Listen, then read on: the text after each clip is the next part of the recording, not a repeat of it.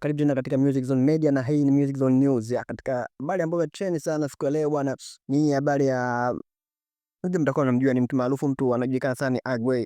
Agway baada kwa muda mfupi alikuwa na mwanamama Lilian Mwasha ambaye alikana kwamba ameokoka na sasa hivi anamrudia Mungu na kupata menendo ya Mungu, lakini siku ya jana katika siku ya Christmas ameonekana akitrend sana baada ya video yake moja iliyovuja akimuonyesha kwamba akiwa ipo na marafiki zake kina Uncle T ambao watu wanajiuliza sana, je, ni kama amerudia maisha yake awali huko aki-enjoy na kuvibe na marafiki zake hao wa zamani ambao kama video inaonekana hapo kwenye video. Hebu angalia kwanza majibu baadaye hapo kwenye comment section ya King Sant, na hii ni Music Zone Media.